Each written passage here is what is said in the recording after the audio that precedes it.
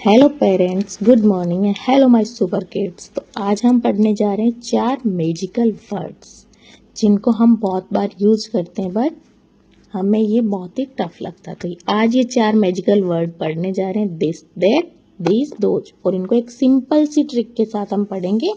आप I hope कि इसके बाद आपको कहीं से पढ़ने की ज़रूरत नहीं है और ना ही आप ये कभी भूलेंगे।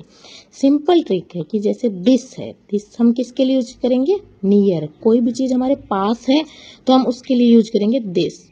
और दैट किसके लिए करेंगे? कोई चीज़ हमसे दूर है तो उसके लिए हम दैट का यूज करेंगे, लेकिन एक कंडीशन है, वो चीज़ सिंगल होनी चाहिए, ना कि बहुत सारी। ठीक है, जैसे मेरे हाथ में एक पेन है लेकिन वो एक ही पेन हो तो मैं क्या लिखूंगी? लेकिन वो मेरे हाथ में है तो मेरे पास में, तो वो होगा this is pen, this is pen. लेकिन इस पेन को मैंने दूर रख दिया, बहुत दूर, और मैं अंगुली से इशारा करके बोल रही हूँ किसी को कि वो क्या है, देन वो क्या होगा? क्योंकि वो दूर है और सिंगुलर है तो वो हो जाएगा that is pen, that is pen, क्योंकि वो दूर चला गया और वो दूर है और एक सिंगुलर चीज है। हमें इसमें इतना ही ध्यान रखना है कि दिस और दैट नियर और फार एंड सिंगल चीज के लिए, ठीक है, वो सिंगुलर के लिए ही होगी। सेकंड इसमें क्या है? These and those. दैट दूर है बट सिंगल है, दिस नियर है बट सिंगल है, बस ये है। These and those same condition है, दीज आएगा नियर, कोई चीज पास है, और दोज आएगा दूर की। लेकिन इसमें कंडीशन क्या चेंज हो जाएगी? इसमें हमारे पास सिंगल ना होके मेनी थिंग्स होगी। जैसे एक पेन ना होके 3 या 4 पेन होंगे हाथ में।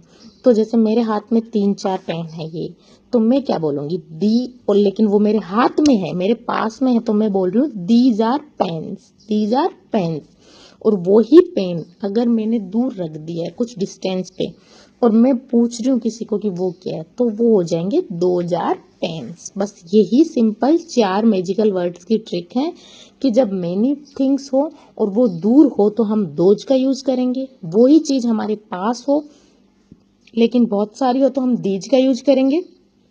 अगर चीज सिंगुलर है और दूर है तो देट, और पास में तो, जैसे ही हमें कुछ चीज बता रही हूँ, जैसे कि मैंने अभी मेरी नोज को टच किया है, ठीक है, तो ये क्या है? तो ये है दिस इज नोज। ये क्या है? This is knows.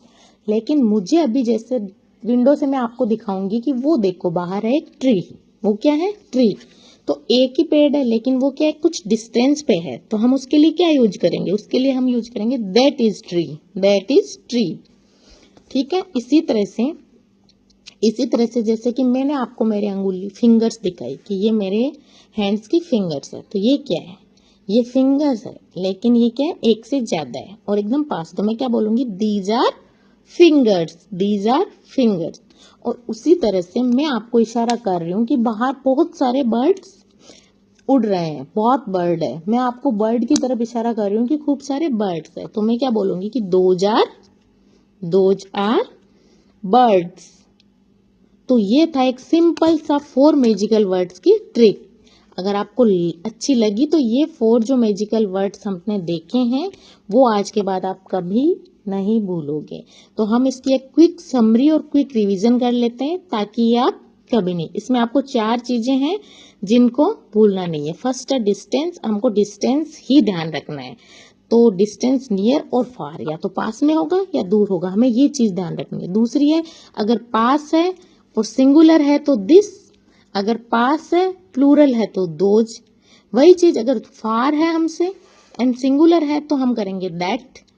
और वही चीज अगर सिंगुलर प्लूरल है बट वो दूर है तो हम करेंगे दोज।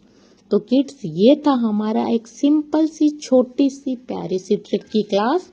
अगर आपको सच में क्लास अच्छी लगी, वीडियो पसंद आया, तो प्लीज चैनल को सब्सक्राइब करिए, वीडियो को लाइक शेयर करिए एंड अच्छी अच्छी मैजिकल ट्रिक्स देखने के लिए, छोटी छोटी वीडियोस देखने के लिए ट्रिक्स की।